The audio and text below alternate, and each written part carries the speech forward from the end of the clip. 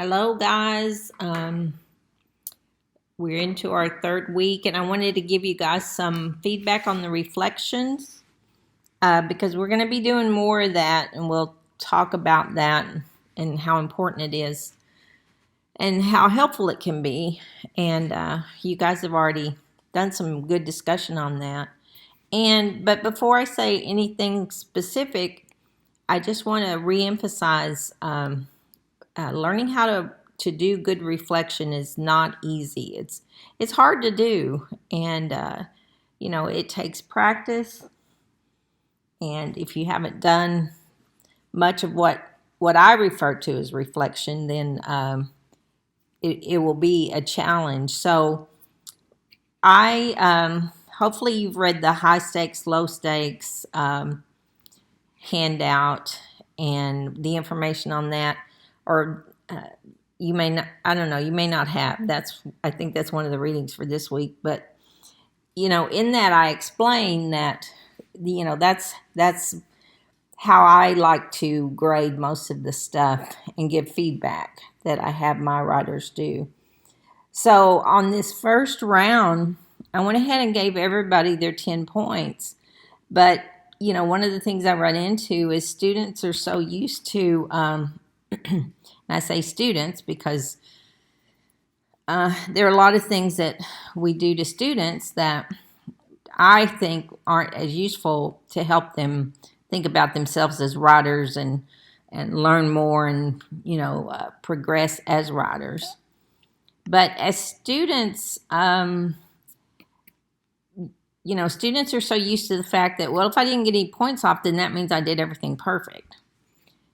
So, I have kind of that dilemma of if I give you full credit, and sometimes people don't get the point that doesn't mean you did everything right. That just means you did what you needed to do for the stage that we're in, the point that we're in, working on the activity. But so as you get feedback from me, keep that in mind because, like I said, for this first time, I gave everybody the full 10 points because we are, it's low stakes and we're in the process of learning how to write reflection and learn how to write reflections better. So really you did what you needed to do, so you get full credit for it. But that doesn't mean that the actual writing you did can't, be improved. And the main idea to do the reflection writing and to learn how to do it better is because it helps you as a writer. It's not like, another kind of, say if you're learning how to write a argument essay or whatever, and you have to have it be at a certain level. It's not that kind of thing. I mean, the reflective writing really is meant to help you as a writer. Now, let me say one thing about what I mean and what the readings are talking about when they say reflective writing. Because a lot of you, I found this interesting on the second required posting where you read the Smagorinsky chapter. A lot of you, the first thing you did was you talked about whether or not you liked reflective writing. And so far, I haven't read them all, but the ones I've read so far, people were saying they didn't like it. They thought it was just extra busy work and that kind of thing. So I'll say a little bit more about how you respond to the readings too. But the point I want to make is what you may have been assigned as reflective writing, because it probably wasn't what I'm wanting you to do and what these readings are pointing to. Because you can reflect in so many different ways. And usually what happens in a school setting is students are asked to say, did you like something or did you not like it? So you guys did that. It's just so automatic because, it's been done to you so many times. But that's not what this is about. Like when I ask you in the second required posting, I ask you to talk about what in the text you learned about reflection, what you could add to what you'd already read. And the question wasn't, do you like it or not? Whether or not you like it, that's not that that's not important, but that's not, how we're focusing. But I think the reason you may not have liked it, it is hard. I think a lot of times people assign, teachers assign reflection writing, and they don't explain the why you would do it and why it's useful. Because if you have somebody do something that's hard, but they don't know why they're doing it, it's not going to be enjoyable, and it's not going to be something they want to do. Now if you understand it, it still may be hard, but it will be at least, maybe make a little bit of, more sense. But so probably a lot of the reflection you've done is, did you like it? Did you not like it? Where were you confused? Where do you need help? Or things like that. So anyway, I'm hoping that what we do with reflection and the practice that we do will help you see it, the kind of reflection writing we're focusing on here, that will help you as a writer. Actually, it will help you with any kind of learning, but in this case, we're talking about, applying it to writing. Now, one other thing, or a couple other things about the readings. Anytime you read something, and, I have on here for you to post some kind of response, the same kind of thing sort of happens with those. Is students are just kind of like, well, I liked it, or I didn't like it, or it kind of reminded me when I did so-and-so, and, you're not talking about the reading. And I'm not going to, in general, I don't give full credit unless, students demonstrate in the posting that, they've engaged with the chapter. And I'm not saying that for this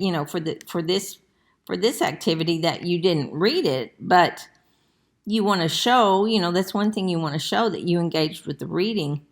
So whenever you go to write about the reading, you want to make it very clear what you're connecting to in the reading. So you'd say something like, Smagorinsky talks about, now somebody in one of their posts said he used as an example a job application. Now, see, that person, that writer, when I read that, I had a specific connection to the reading. So I knew that she had made a connection with what Smagorinsky was talking about when he was talking about the job application. And so, that gave me, the reader, the context, what she was connecting to, and then she went on to explain how she got more information from that example, and what that added to her understanding of reflection. So your responses should be very specific, and you should write it so that anybody in the class can understand what you're connecting with in the reading, and then what you have to say about it, what you have to add to it. Okay, now back to the reflection writing. Now, I want to apologize because when I went back to look at the actual chapter, Reflective Writing in the Revision Process, What Were You Thinking? And I saw here I didn't get the link on there, so I apologize. You guys should have thrown something at me. Usually somebody in the class will say, hey, Dr. Garza, you forgot, the link, blah, blah, blah.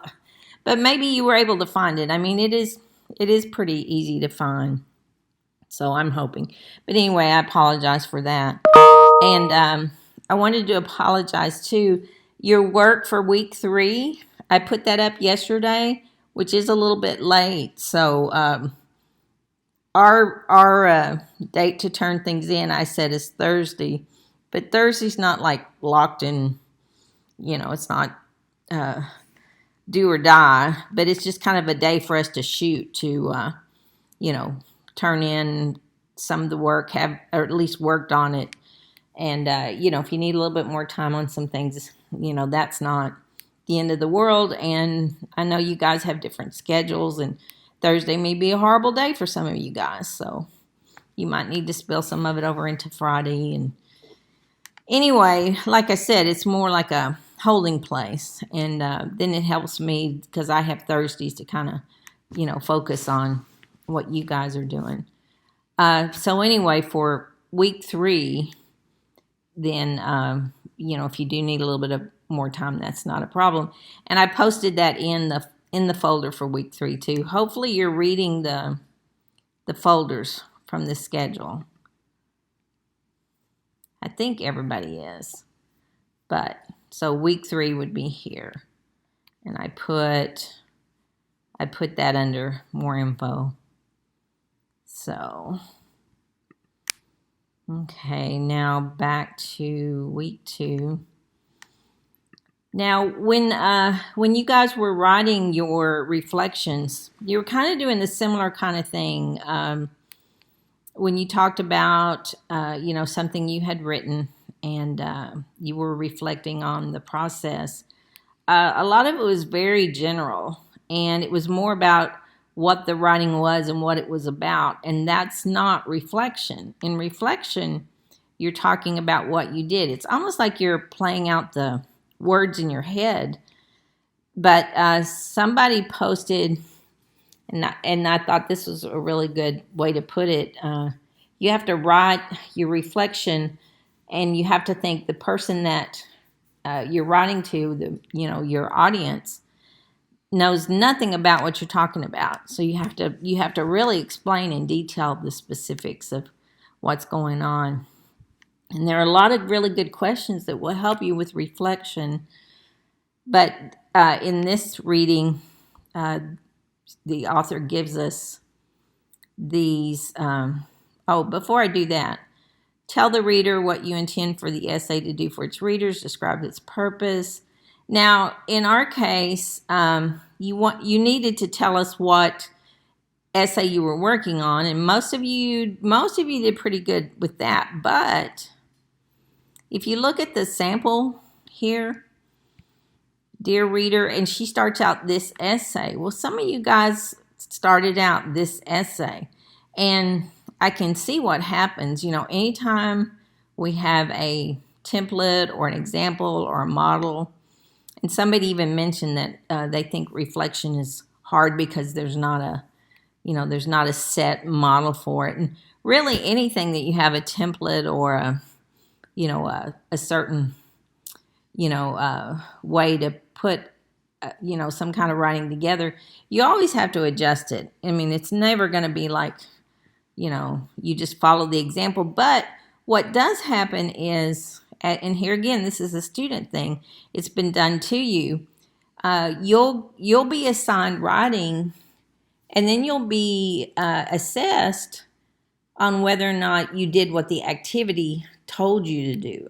And you'll be told every step, everything to do. Well, when writers write, they're not writing to an activity. They're not writing to fill out the parts of an activity. When we write, we've got some reason for writing, and we've got somebody that's going to read the writing and need to understand it in some way. So that other writing is what I call writing to the teacher. What does the teacher want? And I think models or templates are good, but you have to look at them as starting points. But you're taught as students to just fill in everything. Okay, I'm supposed to do this, I'm supposed to do this, and I've got to put this in there. And you probably even, I know some of you guys, will, have certain things that you have to do, and you're thinking, well, this doesn't make any sense. But I prefer to have writers engage and think about writing and what do writers really do. So in this case, in our case, for your assignment, you were writing to the class so that the class could read and understand what you were telling us about the reflection you did on an essay that you wrote. Now, I question this essay, because if you start your response and you say this essay, we're not going to know what you're talking about. And see, the difference here is, if you look at this part right before the letter, following is a sample letter that shows blah, blah, blah. that your essays need, and then where does she say that? Because what she does, maybe it's after.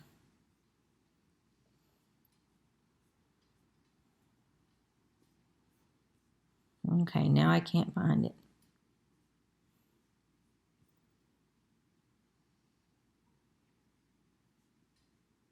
She probably said, here we go.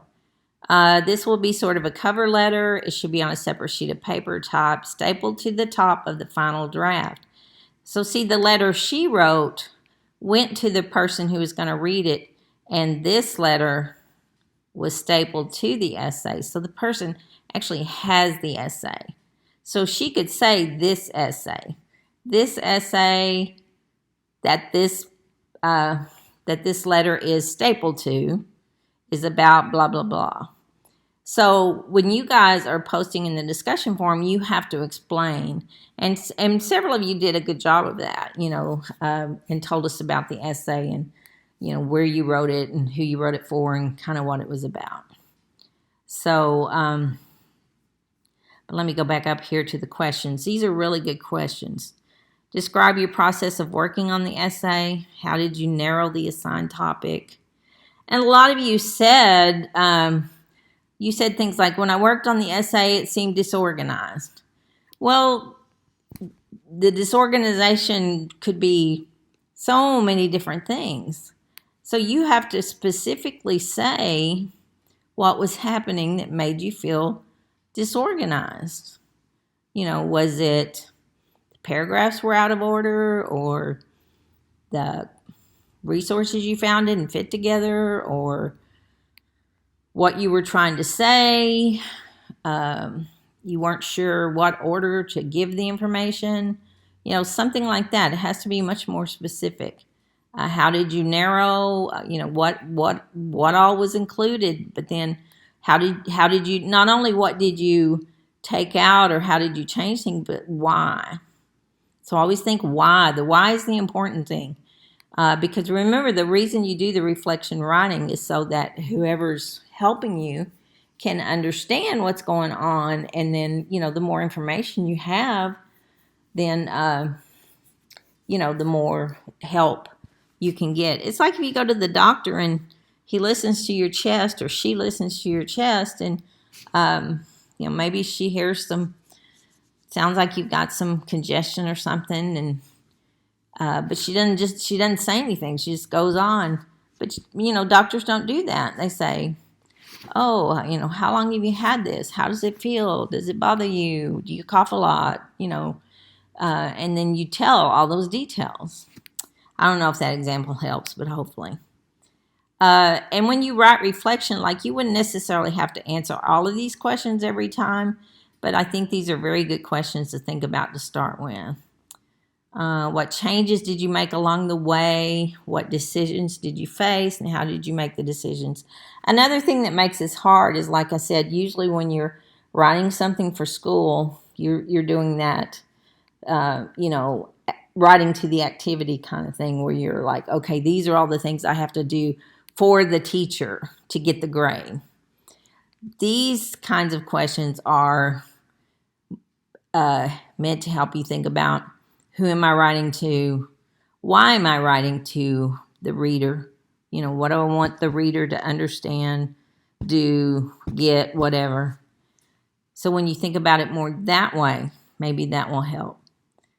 Now, the comments from the peers, you guys sort of included that, but it was mainly like somebody looked at my paper and they tell me what to fix, or chopped up my paper, or which, see right here, editing. We have, and this is usually what's done to you in school too. You may edit your paper, but real revision, real feedback, because for me, revision is when you work on the content to make it clearer, to make it do more what the reader needs to understand. We'll read an article a couple of weeks down the way, and it will talk about reader-based writing and writer-based. Things that we write, writer-based, makes sense to us as the writer, but it may not make sense to the reader. So to get it to be reader-based, that's going through revision. What do you have to do to make it make sense for the reader? So, and, again, this is what's been done to you. This is kind of your expectation of what you should do when you write something. So hopefully, as we work, you'll get more understanding, or maybe see some ways to focus more on that. Let's see.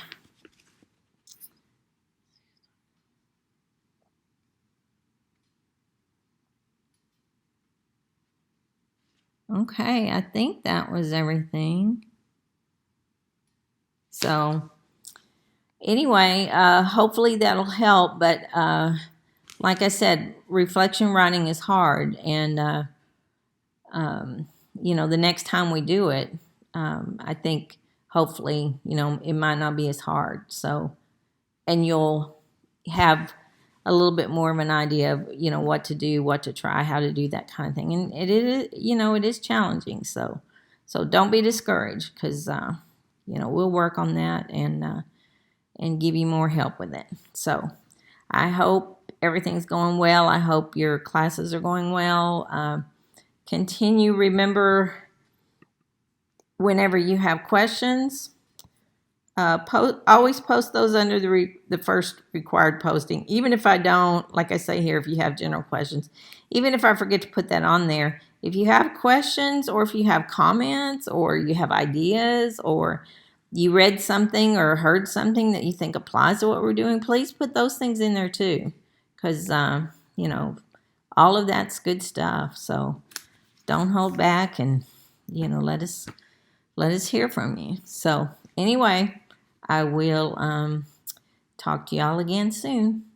Thanks, and thanks for being patient with my things that I have messed up already, and I wish I could promise you that I won't mess up anything from here on out, but the likelihood of that is probably zero. So anyway, I appreciate any forgiveness, patience you can give me.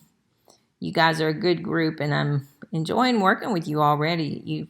You made some really good points. So keep doing a good job.